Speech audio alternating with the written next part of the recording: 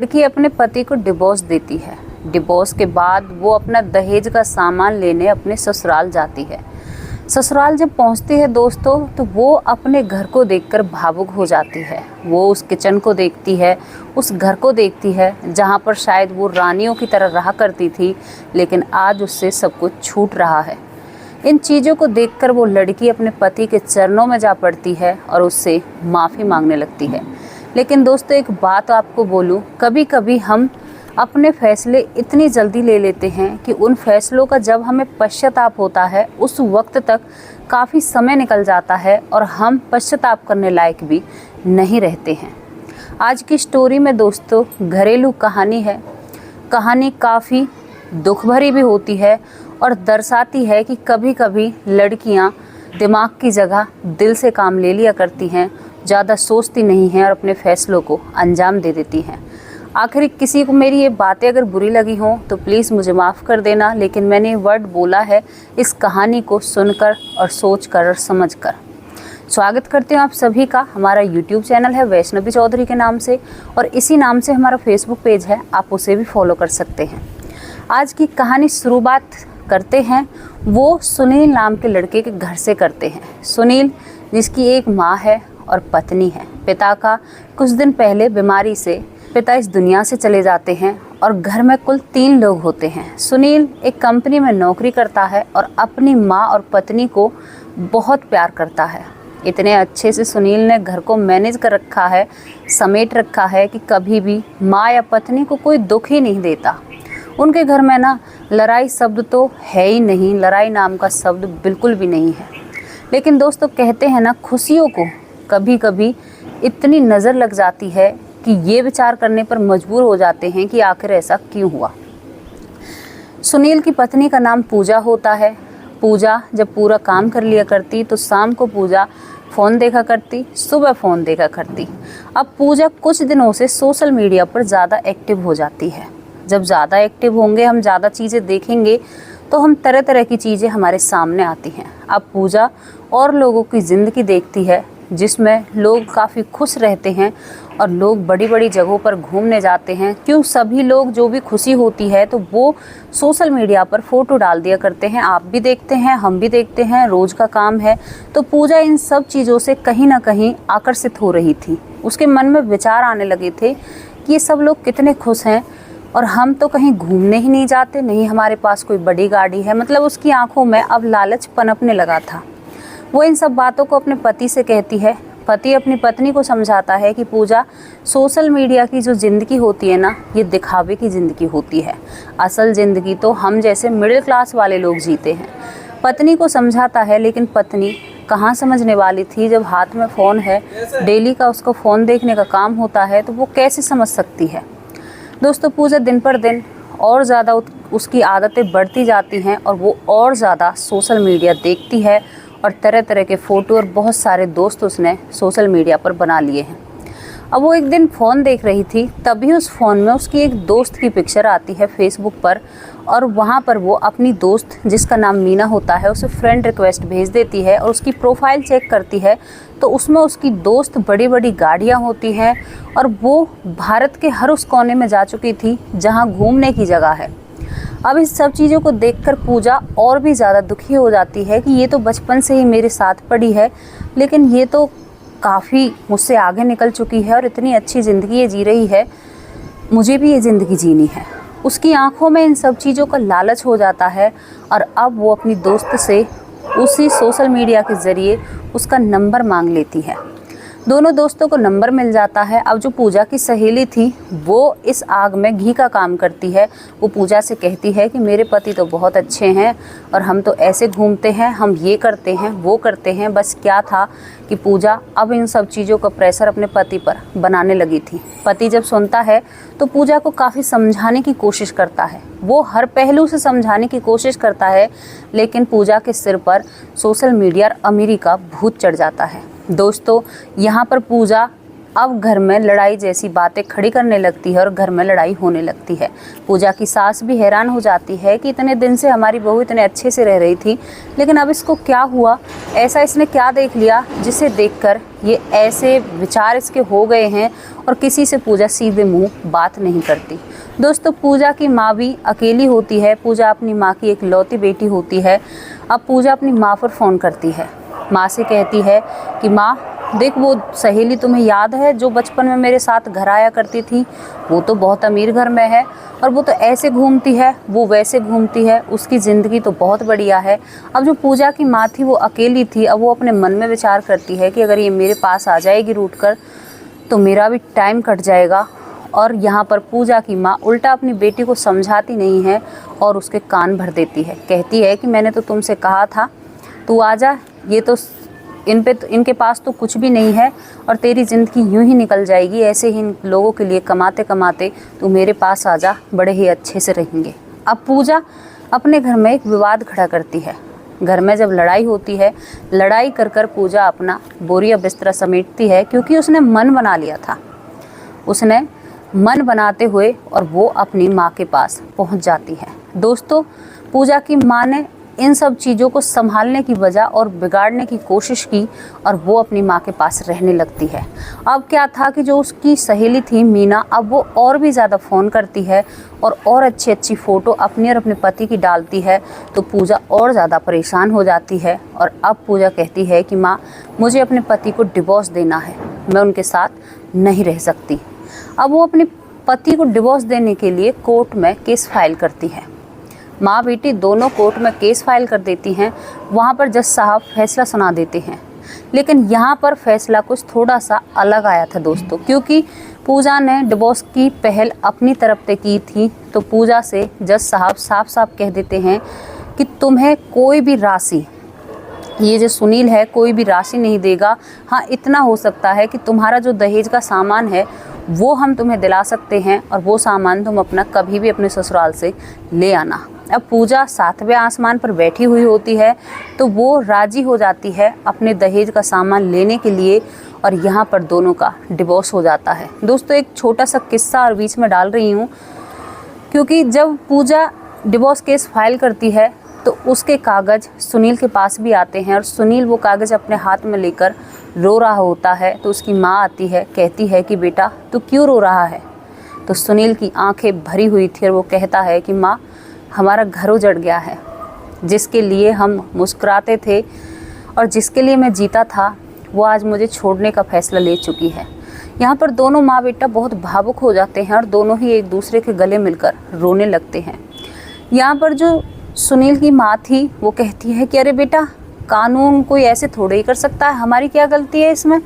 तू जा और बहू से कहे कि नहीं, मैं तुम्हें नहीं छोड़ सकता। तो यहाँ पर सुनील कहता है कि माँ, कानून के आगे किसी की भी नहीं चलती, अब पूजा मुझे छोड़कर ही मानेगी। दोस्तों, यहाँ पर ये वाक्य ऐसा था, ये थोड़ी सी जो झलक ऐसी थी कि जो भी अगर इस चीज़ को इमेजिन करें तो सच में ही रोना आ जाता है। अब दोनों अपने अपने घर चले जाते हैं, डिवोर्स दोनों का हो जाता है। सुनील अपने घर रहता है, पूजा अपने घर रहती है। अब पूजा एक दिन तय करती है कि मैं अपना जो भी दहेज का सामान है वो दहेज का सामान अब मैं अपने ससुराल से लेकर आऊँगी।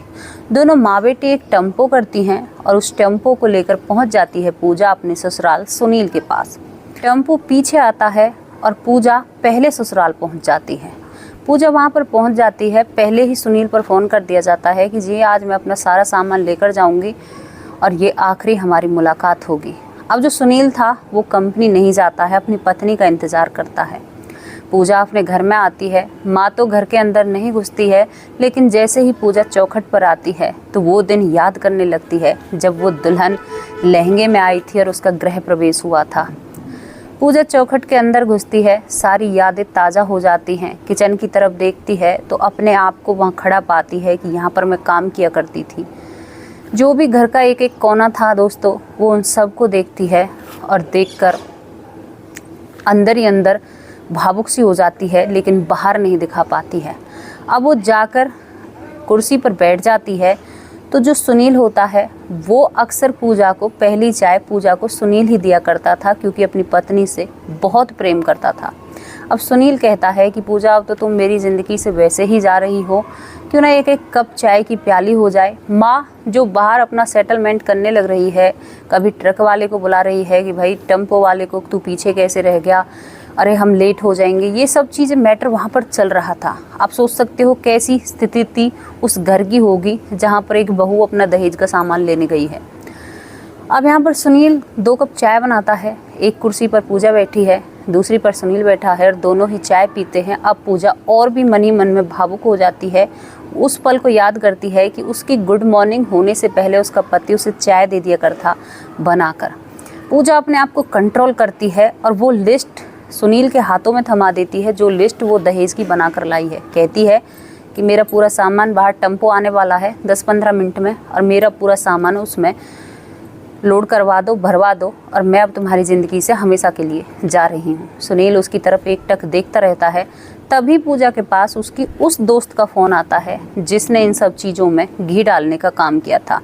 मीना का फ़ोन आता है और भगवान या ऊपर वाले की चमत्कार लोगों दोस्तों आपको देखना होगा, क्योंकि उसी दिन उसके पास ये फ़ोन आता है।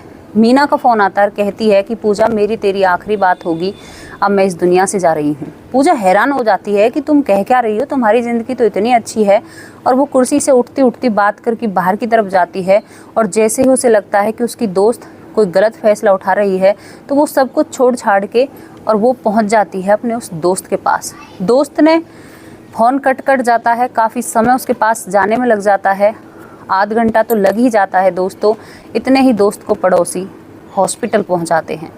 जब दोस्त हॉस्पिटल पहुंचती है, क्योंकि उसने अपने आप को इस दुनिया से दूर भेजने की कोशिश की थी, अब हॉस्पिटल में दोस्त पड़ी हुई बेड पर मिलती है और वहाँ पर पूजा उसके पास जाकर बैठ जाती है। पूजा कहती है कि तुमने ऐसा, क्योंकि उसके यहाँ पर निशान बन चुका था दोस्त के, वो पड़ोसियों ने बचा ली। जैसे उसने पूजा के पास फ़ोन किया ऐसे ही किसी को महसूस हो गया और तभी पड़ोसी उसको बचाने में कामयाब हो जाते हैं। तो ज़्यादा कुछ उसके साथ ऐसा होता नहीं है, हालांकि कुछ थोड़ी सी जांच के लिए डॉक्टर उसे अपने पास रखते हैं। भाई कोशिश तो की है, क्यों की है। अब यहाँ पर पूजा उस मीना से पूछने लगती है कि तू तो इतनी खुशहाल ज़िंदगी जीती है, फिर तूने ऐसा क्यों किया। तो यहाँ पर मीना रोने लगती है। कहती है मीना कि पूजा मैं दिखावटी ज़िंदगी जिया करती हूँ। मेरा पति 2-2 महीने में बाहर से आता है, 2 दिन के लिए, 3 दिन के लिए, और तब भी हम एक दूसरे से अच्छे तरीके से बात नहीं करते। जो मैं फ़ोटो सोशल मीडिया पर डालती थी, जब वो 2 महीने में एक बार मेरे पास आता है तो वहाँ पर वो फ़ोटो क्लिक की जाती और वो फ़ोटो डाल देती। यहाँ पर मीना कहती है कि पूजा पैसा ही सब कुछ नहीं होता, एक पति का प्यार बहुत मायने रखता है। अगर पैसे ना भी होना और पति प्यार करे तो ज़िंदगी बहुत अच्छे से कट जाती है, लेकिन पैसा बेशुमार हो और पति प्यार ना करे ना तो वो ज़िंदगी हमारे लिए जहन्नुम बन जाती है। जब पूजा इन बातों को सुनती है तो वो हैरान हो जाती है और उससे कहती है कि पागल, तेरी वजह से पता है मैं कितना बड़ा फैसला ले चुकी हूँ और मेरी ज़िंदगी सारी उलट पुलट हो चुकी है। जब सहेली ये बात सुनती है तो उसका हाथ पकड़ कर कहती है मीना कि तुमने ऐसा क्या फ़ैसला ले लिया, मैंने तो तुम्हारे सामने जितनी भी अपने पति की तारीफ़ की थी वो सब झूठी थी। फिर यहाँ पर मीना कहती है कि पूजा सोशल मीडिया पर आधे झूठ चलते हैं, शायद जो इंसान सुखी ना होना वो भी सुख उस पर दिखाया जाता है, ये फेक ज़िंदगी होती है, असली ज़िंदगी तो हम अपने घरों में जिया करते हैं। अब पूजा अपने दोस्त को छोड़कर मीना को और भाग लेती है अपनी ससुराल की तरफ। उधर उसकी माँ सिर पर हाथ रखे बैठी होती है कि ये बेटी कहाँ पर चली गई, हम तो यहाँ पर सामान लेने के लिए आए हैं। और अब पूजा पहुँच जाती है अपने पति के घर। पति के घर पहुँचते ही पूजा सीधी लेट जाती है पति के चरणों में और कहती है, स्वामी अब की बार माफ़ कर दो, ज़िंदगी भर ऐसा नहीं करूँगी और बहुत बड़ी गलती कर दी, तुम्हारी बातें मैंने नहीं मानी। जब माँ अपनी बेटी को ऐसा करता देखती है तो उसका हाथ पकड़कर उसे खड़ा करती है और कहती है, तू क्या कर रही है, तेरे पीछे तो मैं यहाँ ये सब टाट टमंडर लेकर आई हूँ और तू तो माफ़ी मांग रही है, तेरा और इसका तो डिवोर्स हो चुका है, तू चलती है घर या नहीं चलती। तो यहाँ पर माँ जब अपनी बेटी से ज़बरदस्ती करती है तो पूजा अपना हाथ छुड़ाती है और अपनी माँ से कहती है कि माँ नहीं है तू, अगर माँ होती तो मेरी इस बेवकूफ़ी पर मुझे टोकती, रोकती और समझाने की कोशिश करती, लेकिन आपने मुझे एक बार भी नहीं समझाया और इन सब चीज़ों को बढ़ावा दिया। दोस्तों, पूजा अपनी माँ को धमकाती है और कहती है कि तुरंत अपने घर चली जाओ। मेरा और आपका वही रिश्ता रहेगा जो पहले से था, लेकिन मैं आपके साथ नहीं चल सकती अपनी सास, माँ जैसी सास को छोड़कर और अपने पति को छोड़कर। मेरे पति तो मेरे लिए भगवान हैं। जो अपने पति को छोड़ चुकी थी, अब वो अपने पति को भगवान बनाती है। और यहाँ पर दोस्तों, जो सुनील था शायद इसी पल के लिए इंतज़ार में बैठा था और अपनी पत्नी को भागकर गले लगा लेता है, कह देता है। बहुत ज़ोर ज़ोर से दोनों रोते हैं। सास भी पीछे खड़ी खड़ी साड़ी के पल्लू से अपने आंसू पोंछती है। और यहाँ पर सुनील कहता है कि पूजा, बस पूछ मत कि मेरे कलेजे से क्या बीती है ना, वो तू नहीं जान सकती और तू महसूस भी नहीं कर सकती जो मुझसे बीती है। पत्नी यहाँ पर गले लगी हुई कहती है कि माफ़ कर दीजिए, मैं बेवकूफ़ी कर गई, शायद मैं पागल हूँ या झल्ली हूँ या मेरा दिमाग ख़राब है, या ये सब कुछ अपने पति से कहती है। और यहाँ पर दोनों ही रोते हुए अपने घर को बसा लेते हैं और बहुत अच्छे से दोनों जने रहते हैं। दोस्तों, ये रियल स्टोरी थी। स्टोरी ऐसी जो आपकी ज़िंदगी बदलने की ताकत रखे। कभी कभी हमें ना कुछ चीज़ों से ऐसा सीखने को मिलता है कि ऐसा लगता है कि शायद हमारी ज़िंदगी में वो घटित नहीं हुआ होता तो शायद हम अपनों की अहमियत नहीं जान पाते। यहाँ पर पूजा अपने पति की अहमियत तब जान पाई जब वो पति से अलग होने के कगार पर आ गई। अब यहाँ पर दोनों जने एक साथ रहने लगते हैं। बाकी का जो कागज़ों की कानूनी कार्रवाई थी वो पीछे देखी जाती है। तो आप लोगों को स्टोरी कैसी लगी? क्योंकि आप लोगों की राय ना बहुत इम्पोर्टेंट होती है हमारे लिए। हमें भी एक आत्मबल मिलता है कि हाँ भाई, कि हमारे काम पर कोई तो खुश हुआ, किसी को तो कुछ थोड़ी सी नेकी और सीख मिली। जो भी आपकी राय है ना, अपनी राय कमेंट बॉक्स में ज़रूर रखा कीजिए। हम आपकी राय का इंतज़ार करते हैं और आपको उसका रिप्लाई ज़रूर मिलेगा। नमस्कार, जय हिंद, जय भारत।